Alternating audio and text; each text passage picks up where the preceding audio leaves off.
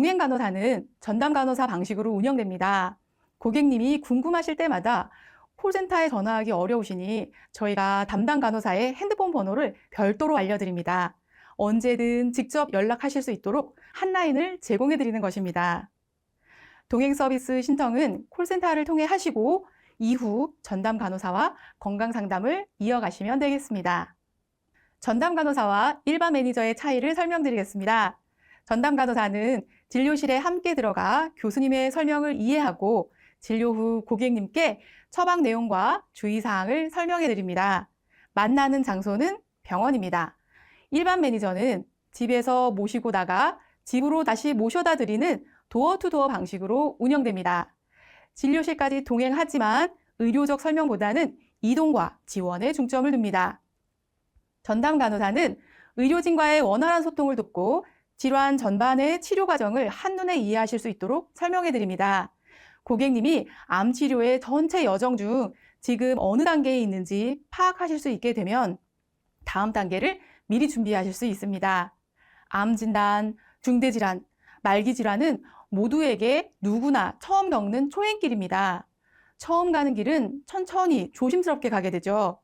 저희는 그 초행길을 함께 안내해 드리는 역할을 합니다. 일반 매니저는 약국 동행까지 함께 해드리고 집에서 모시고 나가 다시 집까지 모셔다 드립니다.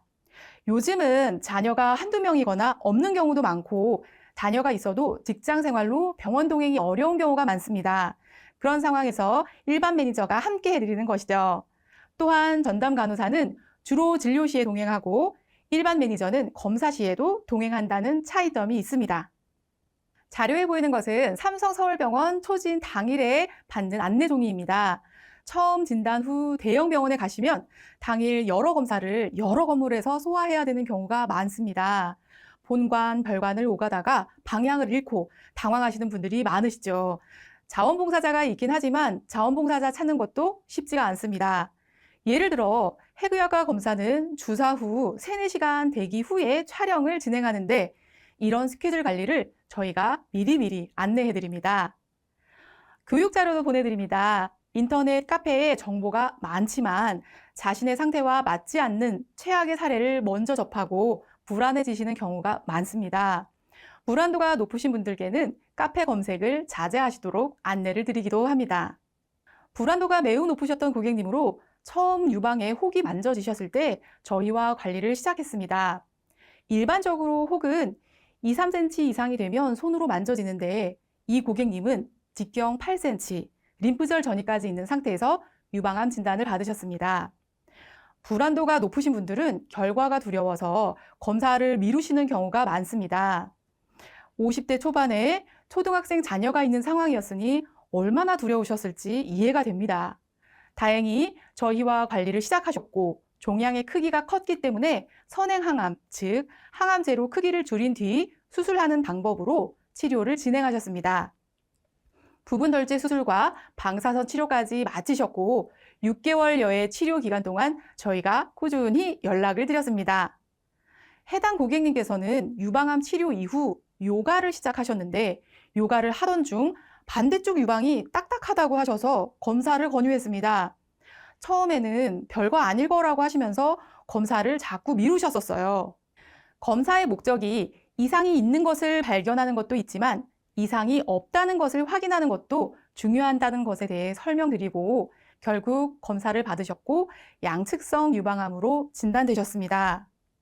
수술과 항암 치료를 마치고 지금은 6개월마다 경과 관찰을 잘 하고 계십니다.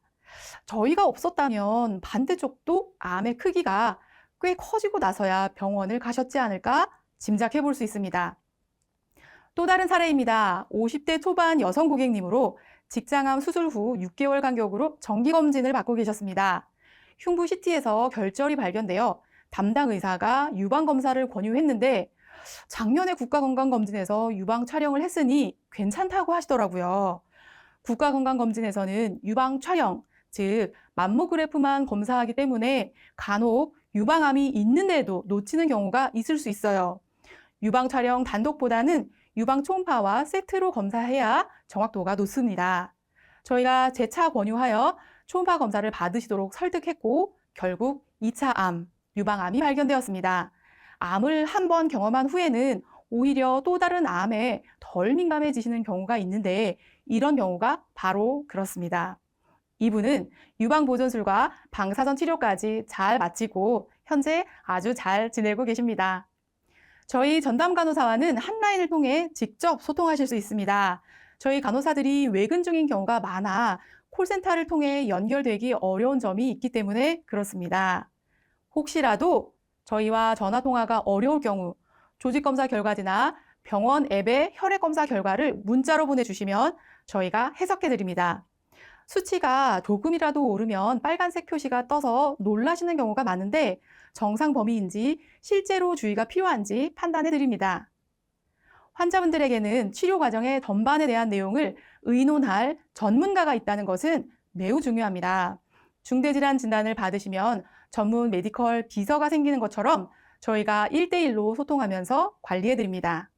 일반 매니저 동행의 활용 사례를 보여드리겠습니다. 뇌졸중 치료 후 재활요양병원에 입원 중이셔도 수술받은 병원을 정기적으로 방문하여 약 처방과 재활 진행 상황을 확인하셔야 합니다. 한번 방문할 때 여러 과를 보고 오셔야 하는데 보호자가 매번 동행하기 어려운 상황이 많죠. 특히 와상 상태의 고객님은 이동 자체가 큰 문제입니다. 서비스 신청 시 고객님의 전반적인 건강 상태나 거동 가능 여부를 확인하여 이 경우처럼 와상 상태이시고 체격이 있는 고객님이시면 남성 매니저로 배치해 드립니다. 이 고객님의 경우는 와상 상태이시므로 사설구급차를 이용해 상급병원으로 이동해야 하는 상황이었습니다. 사설구급차는 고객님이나 보호자가 직접 부르셔야 하며 매니저가 함께 탑승하여 이동합니다. 병원 도착 후 구급차 기사는 환자분을 내려드리고 바로 떠나기 때문에 이후 병원 침대로 이동하고 진료실마다 함께 다니는 것까지 동행 매니저가 지원합니다. 진료 후에는 약 수령, 원무과 수납, 진료비 세부 내역서 발급까지 지원해드리고 고객님의 약 처방 변경 내용도 보호자분께 전달해드립니다. 이후 사설구급차로 요양병원까지 다시 모셔다 드리는 것으로 마무리가 됩니다. 와상 상태이시거나 혼자 이동이 어려운 고객님들이 특히 만족도가 높은 서비스입니다.